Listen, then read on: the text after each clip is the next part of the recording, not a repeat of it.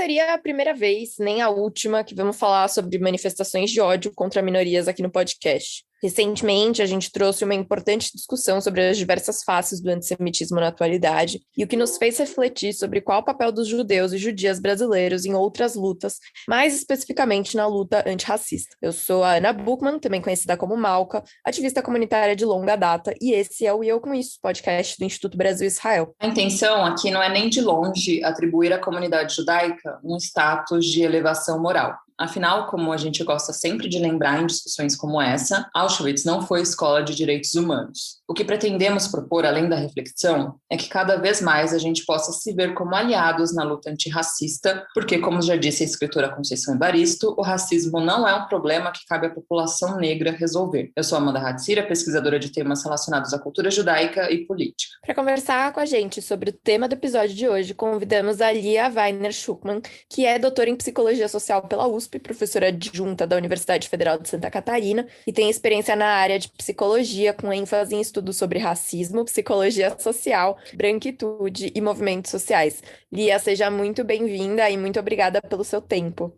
Bom dia, Ana e Amanda. Obrigada pelo convite. Vai ser um prazer aqui conversar com vocês. Bom, eu vou trazer o que a gente sempre fala, né? Começar do começo. Então, sabemos que o racismo é um sistema de opressão estrutural, mas como que se dá a construção conceitual do racismo na cabeça de uma pessoa racista? Nossa, essa é uma pergunta bastante subjetiva, mas acho que já começa aí nos falando muita coisa, né? Bom, olha, na construção, né, do imaginário de uma pessoa racista, isso não iria acontecer se a gente não tivesse isso no tecido social, né? Só faz sentido para uma pessoa se apropriar individualmente, ela agir racistamente, porque esses significados estão compartilhados na cultura.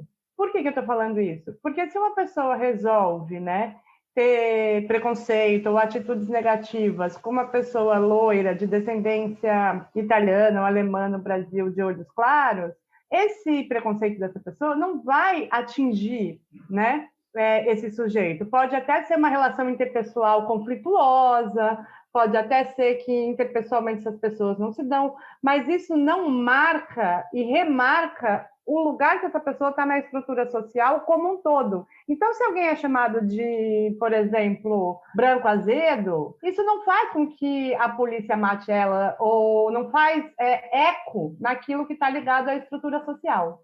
Então, é importante a gente pensar que, obviamente, o preconceito, que é algo do imaginário, ou a injúria racial, ela tem que fazer sentido para uma história de longa duração, porque senão ela não é nada, né? Ninguém vai ficar fora, né, da possibilidade de trabalho, do mercado de saúde, acesso à saúde, acesso à educação, etc. e tal, porque foi chamado de branco azedo, certo? Então, no imaginário de uma pessoa racista, essa construção ela vai fazer parte de algo que está no tecido social. Então, ela vai se apropriar do tecido social. Desde pequenininha, ela viu a estrutura da sociedade, né? A maioria das pessoas negras estão em condições subalternas na nossa sociedade.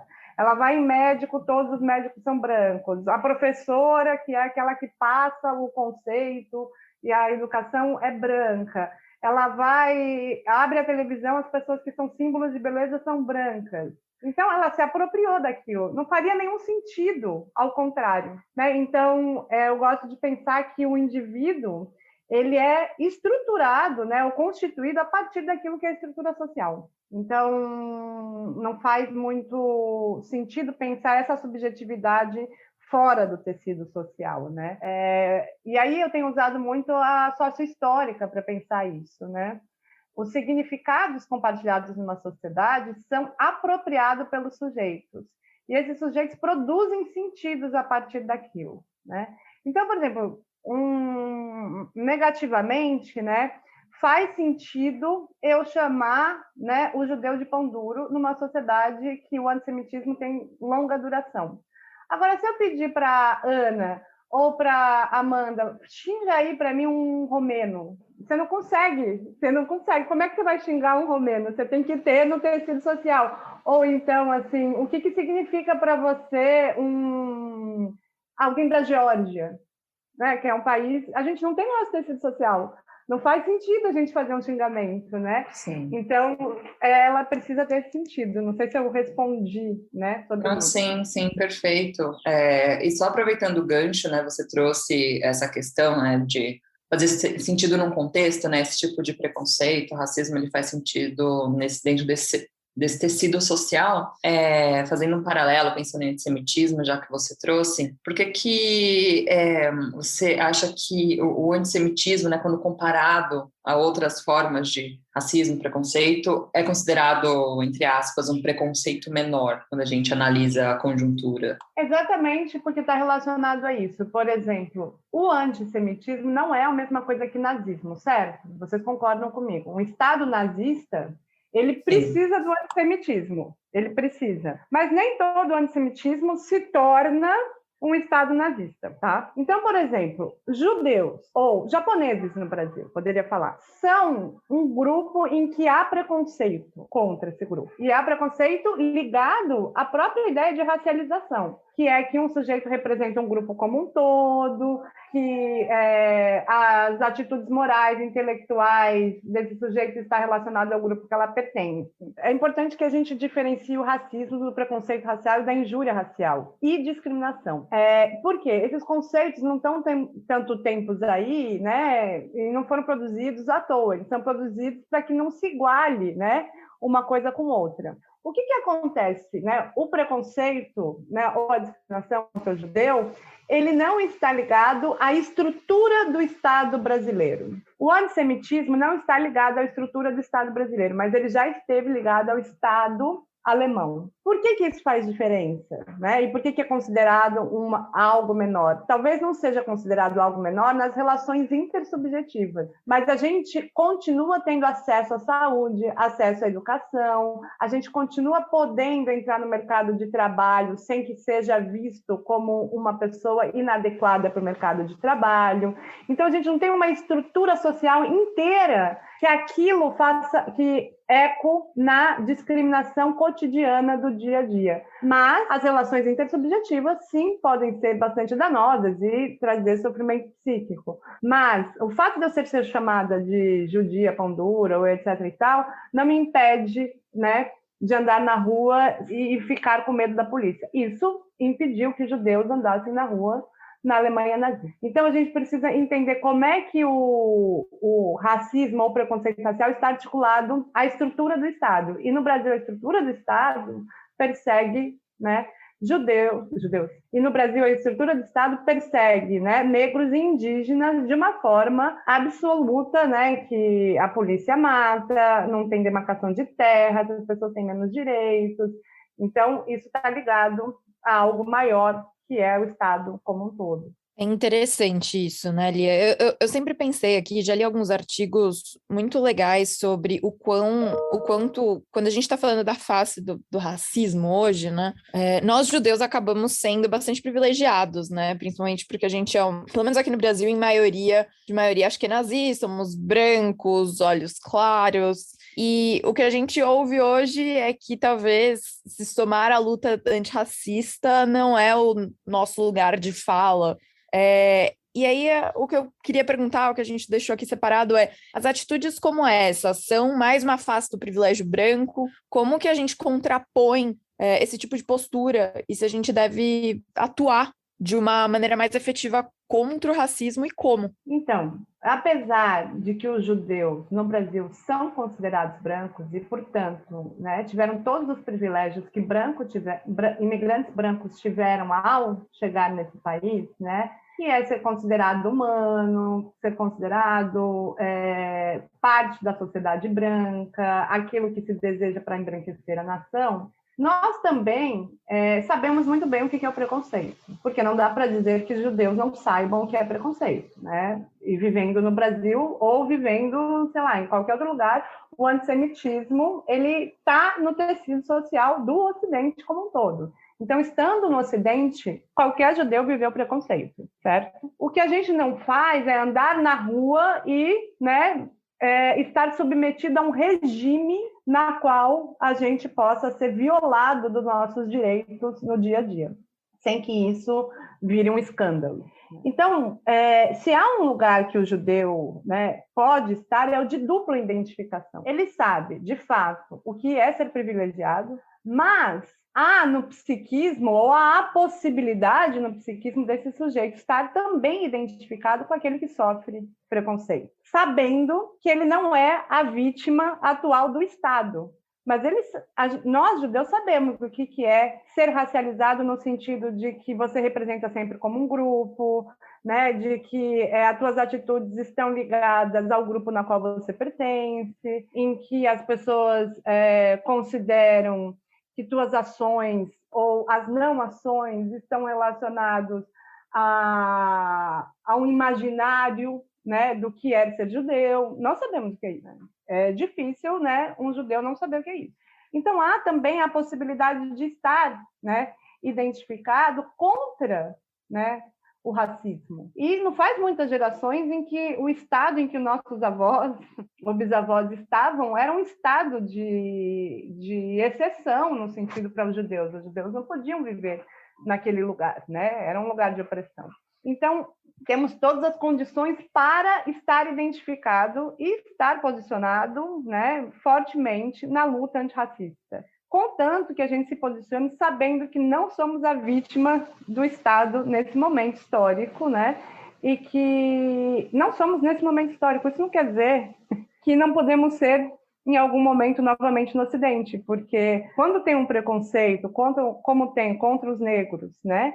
Que ele é de longa duração, e ele é historicamente, né, construído de tal forma que esteja no tecido social e que isso faça sentido para as pessoas, ele pode ser sempre manipulado em algum momento de crise econômica, em algum momento de crise dos valores de uma sociedade. Isso quer dizer que, né, a manipulação sobre o que são os judeus pode ser usada rapidamente no Ocidente, novamente. O que acontece é que nós temos, neste momento histórico, força e poder, né, para lutar contra. A gente não sabe como que vai ser a história daqui 100 ou 200 anos. Né?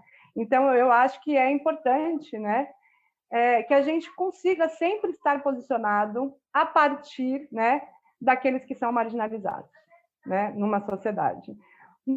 Agora, é complexo no Brasil o lugar que os judeus alcançaram, porque tem uma identificação muito forte com a branquitude. Tem uma identificação muito forte com essa possibilidade de ser o branco. Inclusive, né, tem um grupo de judeus de direita no Brasil que se aliançam muito mais aos cristãos, né, que foram, historicamente, o grupo que perseguiu os judeus durante 2000 anos, né?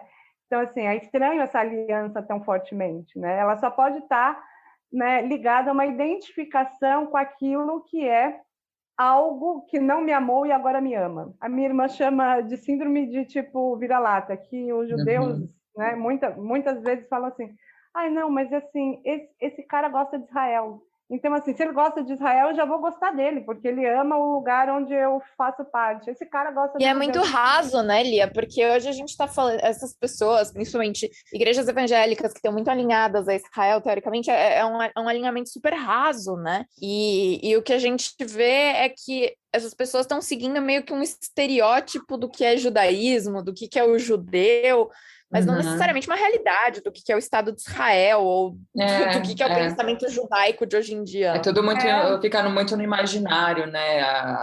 Aquela coisa, né, do judeu, do hebreu bíblico, né, da Israel bíblica. Tem uma confusão e uma mistura.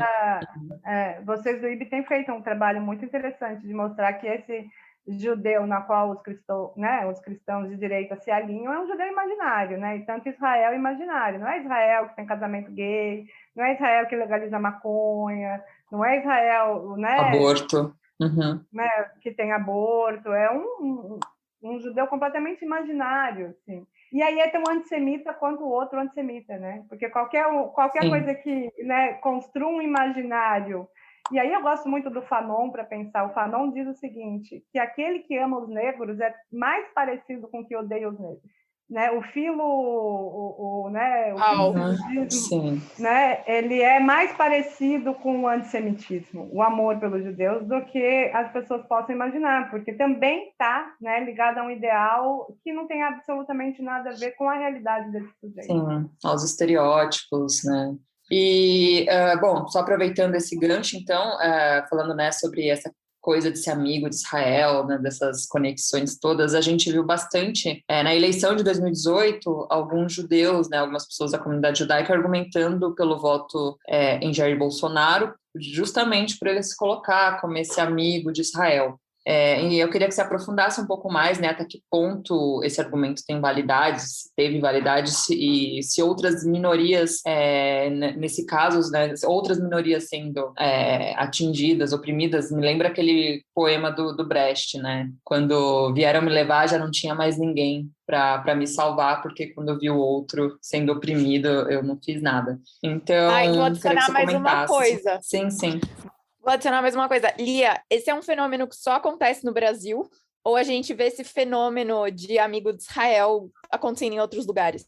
Não, primeiro de tudo, eu gosto de pensar que os judeus são como qualquer outro grupo brasileiro, né? Hoje em dia, os judeus no Brasil, que tem uma maioria, assim, e aí a gente está falando mulheres, os negros, os judeus também fazem parte de pessoas que se identificam com o opressor, né? No sentido, né, aquele que vá ser contra a minoria. Então, assim, a gente cobra muito dos judeus que haja uma outra postura, mas as mulheres também votaram no Bolsonaro e ele odeia as mulheres, os negros também votaram no Bolsonaro e ele população LGBTQ a população sim. LGBTQIA+, também votou. Então, assim, essa expectativa de que os judeus sejam moralmente superiores a isso também tem a ver com o antissemitismo, né? Bom, eles tinham que ter aprendido porque eles sofreram isso, etc. e tal.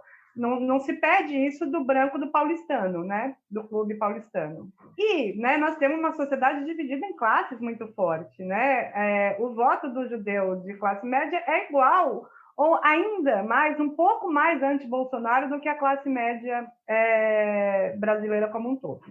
Né? Então, assim, essa expectativa sobre o judeu ser alinhado já é um pouco disso, né, que nós deveríamos ter aprendido, etc. e tal, e como vocês mesmos disseram, né, Auschwitz não é escola de direitos humanos. Inclusive, é até mais provável que se aprenda a ser violento e discriminar os outros tendo passado por isso, num sentido psíquico, né? Você precisa de muito elevação para amar o ser humano pensando como um todo, né? Para passar pelo que passou. Então, grupos minoritários muitas vezes não têm a menor possibilidade de estar vinculado à luta de outro grupo minoritário, porque tem uma coisa que é do psiquismo, uma ferida muito narcísica. Ninguém nos salvou, ninguém nos ajudou, agora foda-se os outros. Isso você pode encontrar, né, na defesa de Israel, assim, a gente passou pela Segunda Guerra, ninguém ajudou, a gente teve que morrer, etc. e tal, então a gente tem um exército forte, foda-se, é isso. Então não tem nada mais óbvio do que o Estado de Israel ser resultado da Segunda Guerra. Ao contrário do que as pessoas falam, que nossa, deveria ser, né, algo dos direitos humanos.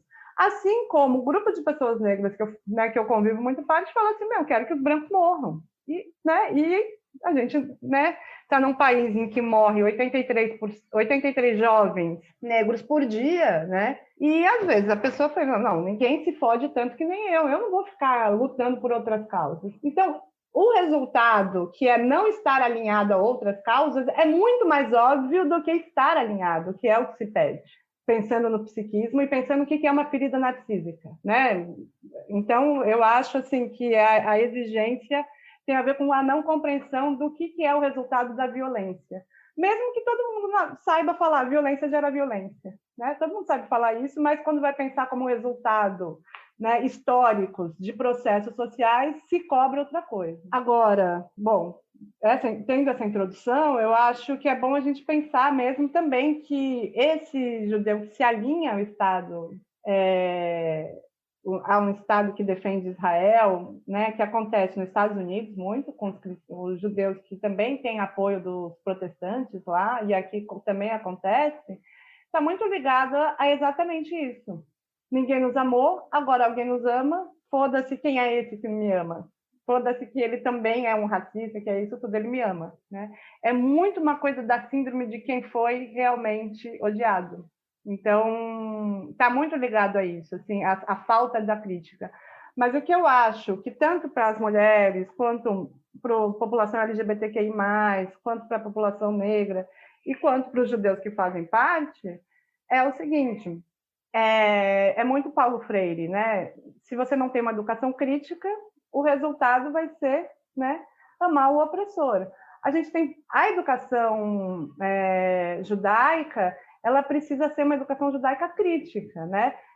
E tem sido muitas vezes, assim como todas as outras educações, uma lavagem cerebral de tipo assim, ó, nós passamos por isso e agora a gente tem que agir assim, né?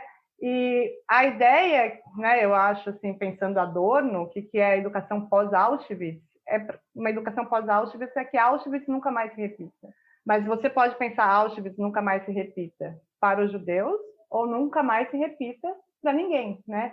Nunca mais se repita como processo sócio-histórico Auschwitz, né? Que é o que Adorno propunha. Mas isso pode ser lido como Auschwitz nunca mais se repita para os judeus. E nesse sentido, tem alinhamentos muito opostos de pensar Auschwitz nunca mais se repita.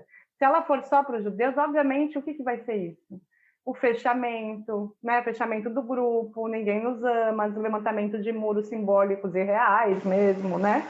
É isso, né? Quando a gente pensa nunca mais que aconteça para os judeus, a ideia é se fechar entre nós mesmos.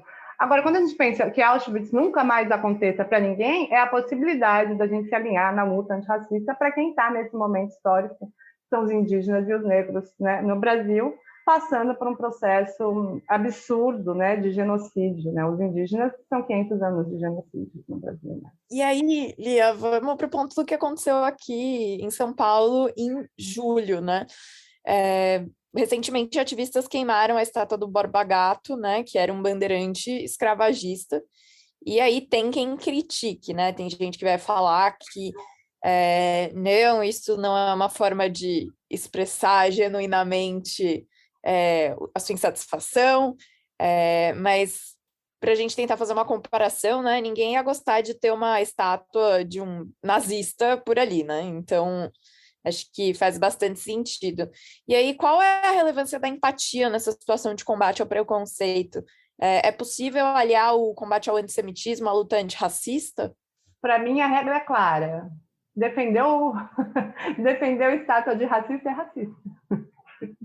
É clara e óbvia, entendeu? Não é que as pessoas votaram no Bolsonaro porque, apesar dele ser racista, as pessoas votaram no Bolsonaro porque ele é racista, porque ele fala aquilo que eu gostaria de falar e não posso mais essa sociedade. Sim, né? Ele aflora esse sentimento, ele externaliza, dá às pessoas essa possibilidade de externar, né? Isso. Eu lembro que quando ele foi, assim que saiu o resultado das eleições em 2018, eu comecei a ver gente na rua, à torto e à direito, sendo LGBT, sendo homofóbico, enfim, e assim, de forma explícita, sabe, sem medo, dentro de ônibus, dentro do transporte público. Então, é bem isso que você falou, votaram nele porque ele é essa pessoa.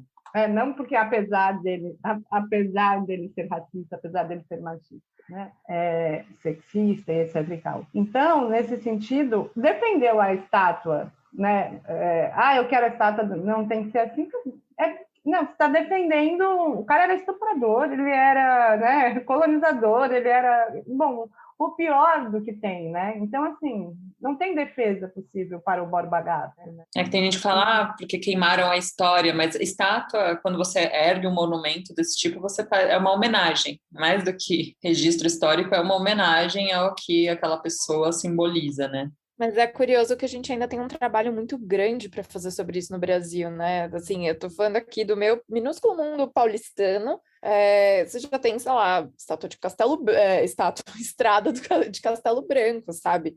Quantas das nossas ruas, espaços, né, são dedicados a ditadores, né? Que foi uma ditadura contra direitos humanos em todos os sentidos, torturadora.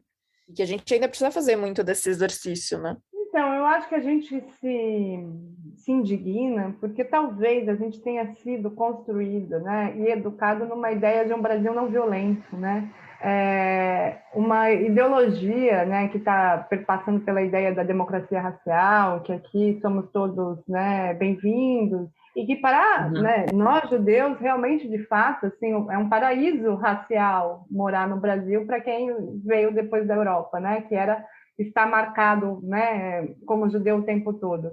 Então, talvez essa ideia de democracia racial, para nós judeus, tenha feito muito sentido, né? Nossa, aqui realmente é um lugar em que a gente se dá bem, vive com as pessoas em harmonia e tal. Agora, o que não faz o menor sentido é esse discurso pensando da perspectiva indígena e pensando da perspectiva negra. Não faz o menor sentido, né? E aí, se a gente for pensar, né, o que é uma ideologia, né?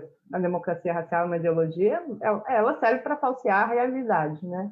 Então, a gente fica meio que se assusta, né, quando pensa assim, nossa, mas os negros estão passando por isso, os indígenas estão passando por isso. Talvez a gente se assuste, né, nesse sentido de, tipo, é preciso educar as pessoas, ou a gente precisa de uma discussão maior para que as pessoas entendam que o Borba Gato, né, sim, ele deve ser queimado, né, como você disse. Porque a gente não se deu conta que realmente esse país ele é construído no racismo, né, no classismo, no sexismo e principalmente numa sociedade de castas, né?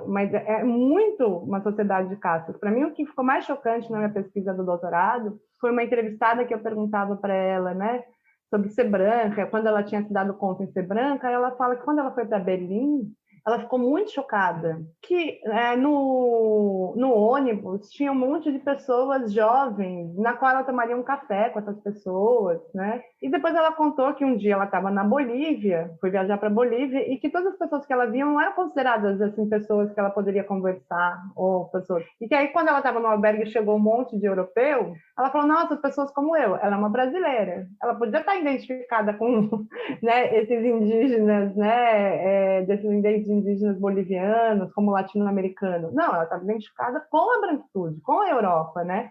E aí eu pergunto para ela o seguinte: mas não tinha jovens no ônibus em São Paulo, quando você andava de ônibus, ou você não andava de ônibus lá? Não, eu andava, mas não tinha jovens no ônibus, assim, que eu tomaria um café. Aí eu fui perguntando: não tinha jovens ou essas pessoas que você via eram invisíveis para você, né? Na minha entrevista. É uma pessoa muito próxima que eu entrevistei. Eu entrevistei pessoas próximas para me contar mesmo sobre o próprio sentimento de ser branco. E aí ela se deu conta, ela falou assim: estava cheio de jovens. Mas era o chapeiro da padaria, era o motoboy que estava indo trabalhar, era não sei o que, essas pessoas não eram pessoas que tomariam um café. E não tomaria mesmo, mas ela não é uma entrevistada única. Se a gente for numa festa de pessoas da USP, de ciências humanas, né, não vai ter um proletariado ali, entendeu? Os professores, não vai ter nem, assim, não é assim como em alguns outros países que você vai ter um pintor, vai ter uma pessoa que trabalha, sei lá, técnico em elétrico, vai ter um professor universitário, vai ter... Não tem, é castas. Né? A gente tem lugares, né, em que as pessoas ocupam, na qual elas não conseguem sair desse lugar e não conseguem, né, realmente achar que o outro, esse que é o chapeiro, né, da padaria na qual ela depende para tomar o café da manhã dela, pode ser considerado alguém que ela tomaria um café. E essa pessoa não é do white power. Essa pessoa que eu entrevistei era, no caso, 10 anos atrás, uma estudante da USP de ciências humanas. Então, a gente vive uma sociedade radicalmente de castas, né? Por isso que as pessoas estão mais identificadas com as estátuas do Borba Gato do que com aqueles que queimam a estátua do Borba Gato. Sim. E pensando nisso que você falou, né, essas pessoas, né, que dão esse tipo, que afirmam, né, esse tipo de coisa, né, não tão longe às vezes de ser supremacista branco, né? E quando a gente pensa no supremacismo branco, a primeira imagem que vem à cabeça são aquelas marchas, né, que acontecem com alguma frequência nos Estados Unidos. Mas eu queria saber de você se você acha que o Brasil é um país supremacista e, se sim, né, como que o fascismo se apresenta aqui? É diferente? Tem suas especificidades? Então, eu nem queria falar muito sobre isso ainda, porque eu estou escrevendo, mas eu vou falar aqui um pouco, né? Dá um spoiler. Dá um spoiler.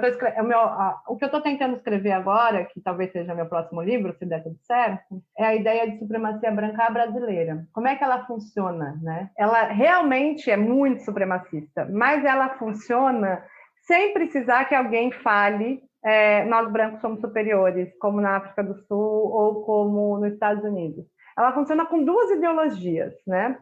É o seguinte, nós temos uma ideologia, né, da democracia racial, que se traduz na ideia de que temos oportunidades iguais. E depois nós também temos uma ideologia de mérito, né? Que as pessoas chegam onde chegam por questões individuais. Então, pensa, temos oportunidades iguais, só brancos ocupam os lugares de poder. São os médicos, são os políticos, são os CEOs das grandes empresas, economia, etc. e tal. E se você perguntar para os CEOs das empresas brasileiras como um todo, o que você fez para chegar aqui? Batalhei muito, trabalhei desde cedo, não sei o que, mérito individual deles. Logo, se temos oportunidades iguais e os brancos ocupam todos os lugares de poder e eles chegaram lá por mérito individual, é porque eles são melhores.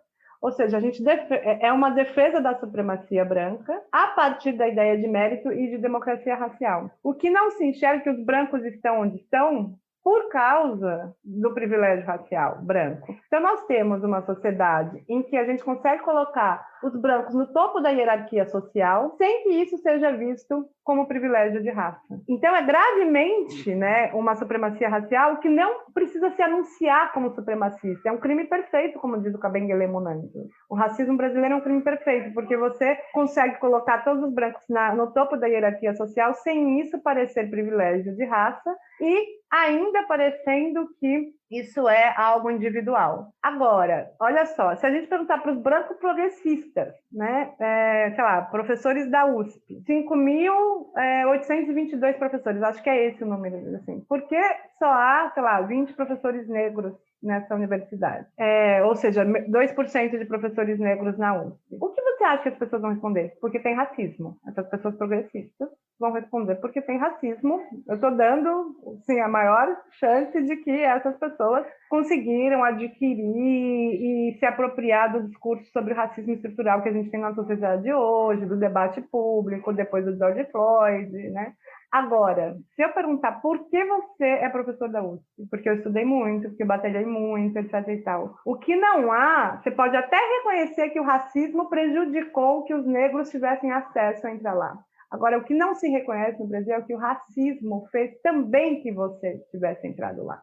Né? Por isso é muito difícil discutir reparação nesse país, porque as pessoas acreditam, né? A branquitude é exatamente isso, você conseguir um lugar de vantagem por pertença racial e achar que aquilo é conquista individual. A questão de meritocracia, quer dizer, o conceito de meritocracia já é totalmente deturpado por si só, né?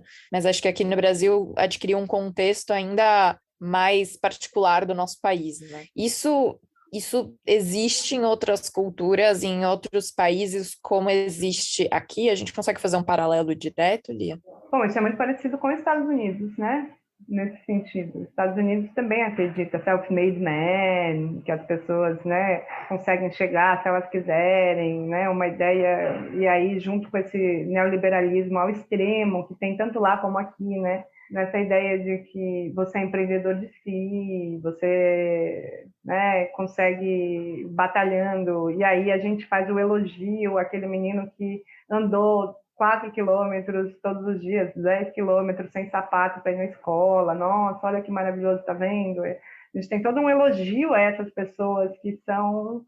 A gente devia olhar para aquilo e falar que é absurdo a pessoa ter que andar sem sapato hoje para ter o acesso e ao direito, né? Não, mas aquilo é visto como uma superação, né? Então, a gente tem todo um país que dá o elogio à superação a partir das desigualdades sociais e raciais, né? Que vai percussionando a ideia de que as pessoas podem romper ou furar com esse lugar da estrutura social.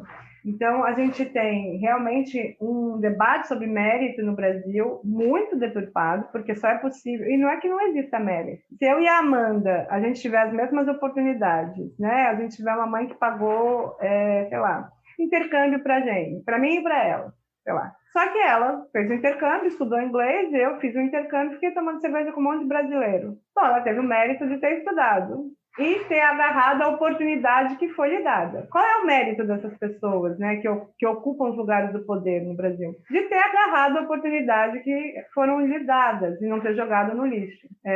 Mas só é possível dizer, né, de mérito se as oportunidades tivessem sido iguais. Eu acho que, em geral, né, em alguns países mais ligados, né, sei lá, social-democracia, etc. e tal, e isso está bem evidente na lógica sobre mérito, né? Que o mérito é a partir daquelas oportunidades. Agora, no Brasil, ele é completamente deturpado mesmo, né? Muito parecido com a ideia americana, de que o mérito ele está como uma essência mesmo que as estruturas sociais estivessem todas contra esse sujeito. Né? Eu acho que é bem parecido e ele é uma lógica bem neoliberal, né? Nesse momento histórico. Sim, eu acho, aqui eu tô falando como uma pessoa que veio do mundo corporativo, tá? Eu trabalho dentro do mundo corporativo, e eu acho muito curioso como isso se reflete, assim, dentro da ideia de avaliação e meritocracia. Aqui em várias empresas onde eu trabalhei, a ideia era um ciclo de meritocracia, né? E são coisas muito deturpadas em relação a essa questão de mérito, né? Que a gente tem no Brasil, que eu acho que não é tão latente em outros países, assim, ainda mais quando a gente está falando de outras culturas multinacionais, né? Então... Sim, a gente também tem uma ideia, assim, de que, às vezes, a educação, né, a gente trouxe muito essa questão da academia, né, o papel da educação, essas ideias meritocráticas, né, e a educação sozinha não dá conta disso, né, porque muitas vezes a gente vê uma defesa, né, de um discurso de ódio, um discurso racista, muito baseado naquela, tipo, que a pessoa não teve um letramento racial, não teve acesso às informações, mas isso também é uma escolha, né? Não se apropriar, né, dessa discussão. E você acha que por onde passam esses caminhos, Lia? A educação dá conta disso? É necessário outras maneiras, né, de entrar no assunto? Então, eu não gosto desse debate sobre falta de educação. Assim, para mim, racismo tem tudo a ver com privilégio econômico, outras estruturas. Inclusive, se a gente for pensar a Alemanha nazista, a gente estava no ápice da sociedade, né, educada. Sim, né? A Alemanha era o centro cultural do mundo. Era o centro cultural do mundo, né? As pessoas que mais votaram hoje, né, em Bolsonaro têm o perfil mais alto, tem faculdade completa, entendeu? Assim, dos grupos sociais os que mais aderiram. Eu não gosto de pensar no preconceito e na discriminação como falta de educação. Para mim, isso tem a ver com estrutura de poder, relações de poder, não tem nada a ver com ignorância. Tem a ver com manutenção de relações de poder econômicos e simbólicos, sociais, na mão de poucos. Né? Exatamente a ideia de uma estrutura que se deseja, né, como uma estrutura de castas. Né? E, nesse sentido, é uma sociedade que, se a gente for pensar, no Ocidente, como um todo, sempre teve uma ideia, e aí não importa qual, de pessoas que nasceram para ser servidas e pessoas que servem essas que nasceram para ser servidas. E aí a gente passou por monarquias, né, por feudalismo, por etc e tal, mas todo o Ocidente se forma na ideia, e aí também, né, eu não sou uma pessoa que estudou o Oriente, né, mas pelo menos eu sei que no Ocidente se forma na ideia de que há pessoas que nasceram hereditariamente, como se fosse um bem divino, né, para ser servidas, então isso já foi a figura do rei. A raça é uma ideia hereditária, né, como se fosse biológica, pessoas que nasceram para ser servidas, né, e a outra que é inferior, então é aquela que serve, né. Então, essas estruturas de divisões a partir de classe, raça, né? A raça, ela é só, essa ideia do pigmento, a forma mais evidente, né, e mais fácil de hierarquizar os humanos e estratificar uma sociedade. Mas, por exemplo, a sociedade de castas na Índia não precisou disso, né? Os judeus eram brancos, não precisou da cor da pele. A gente tem, assim, milhões de exemplos em sociedades que, né, se estruturam a partir da estratificação e hierarquização dos seres humanos, né? Então, sou completamente avessa a ideia de que é falta de educação. Para mim, isso tem a ver com falta de de uma humanidade, né, de uma ideia de igualdade universal, de fato, né, de uma igualdade em que os seres humanos teriam valores iguais. A gente tem sociedades hierarquizadas das diversas formas e a raça é uma das formas, né? Então, a hierarquização entre os seres humanos está aí colocada há muito tempo no Ocidente. Se isso será superado, a gente não sabe, né? E como? Mas ela faz parte, só terminando, de toda a lógica ocidental, né? Porque para se inventar a própria ideia de humano, também se hierarquizou entre humanos e não humanos, né? Como, assim, a gente tem muita ideia de que tem vidas que valem mais e vidas que valem menos, né? Então, assim, obviamente, a vida animal vale muito menos que a nossa, no Ocidente como um todo. Agora, entre os humanos também tem vidas que valem muito mais e vidas que valem muito menos, né? E classe, raça, gênero, elas são estruturas muito fáceis, né, de ser apontadas como e naturalizar a hierarquia, né? Que, na verdade, de usar isso para dar um significado àquilo que é a relação de poder. Li, a gente está caminhando para o nosso final aqui, já queria agradecer, mas queria te pedir para deixar um último recado assim, para a comunidade judaica. O que está faltando para a comunidade judaica ser aliada da luta antirracista no Brasil? Então, Ana, eu acho que realmente, né, falta se posicionar eticamente, né, num sentido de luta por igualdade para todos. Isso não é para os negros ou para os indígenas, é para uma sociedade que não se construa a partir das hierarquias entre os seres humanos, na qual os judeus já foram vítimas, né? E se a gente deixa, né, que outros sejam vítimas, a gente não pode acusar que deixaram, né, que nós fomos aviltados em algum momento e não nos ajudaram, né? Então, eu acho que tem um compromisso ético, que isso não é pelo outro, né, é por uma sociedade por igualdade. Qualquer um que lute por igualdade e por uma ideia de que todos os humanos e todas as vidas humanas, né, devem ser consideradas vivíveis e, como diz a Hannah Arendt não, a Judith Butler, passíveis de luto, né, ou seja, que merecem, né, uma consideração, a luta antirracista deve estar no centro, né, desse debate. Perfeito, Lia. Então é isso, eu queria te agradecer mais uma vez, a conversa foi maravilhosa, apesar de causar, né, até náusea, pelo menos em mim particularmente, assim, é um desconforto, mas um desconforto necessário, né, trazer essa discussão, né, que realmente não dá para pensar em democracia se não for por esse viés, né, não dá para pensar em ter um país democrático sem pensar na luta antirracista, assim como na luta feminista, enfim.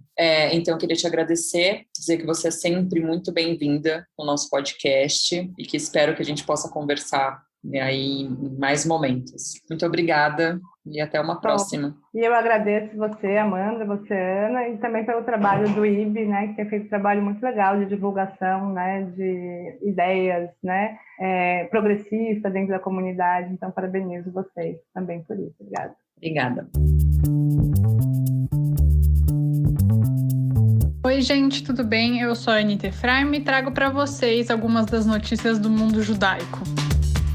Bom, primeiro falando de coronavírus, até a última segunda-feira, dia 9 de agosto, mais de 600 mil israelenses com mais de 60 anos receberam a terceira dose da vacina contra a Covid-19. No total, o país tem 1,6 milhão de pessoas nessa faixa etária que ainda devem se vacinar com essa dose de reforço. Ao mesmo tempo, Israel vê o número de novos casos subir. Na segunda, o número de novos contágios registrados chegou a 3.609, enquanto 373 pacientes estavam em estado grave. Israel, inclusive, trabalha com a hipótese de um novo lockdown no mês de setembro para evitar que a nova onda do coronavírus seja ainda mais forte. Mas a verdade é que ainda não tem consenso no governo sobre esse assunto. E vamos falar de Olimpíada? Israel fechou os Jogos Olímpicos de Tóquio com o melhor desempenho da história do país, com 4 medalhas, sendo 2 de ouro e 2 de bronze. Essas medalhas vieram no judô, no taekwondo, na ginástica rítmica e na ginástica artística, todos os esportes individuais. Até esse ano, Israel nunca tinha ganhado mais de 2 medalhas em uma única edição dos Jogos Olímpicos. Bom, pessoal, é isso. A gente se fala então na semana que vem. Até a próxima quarta-feira.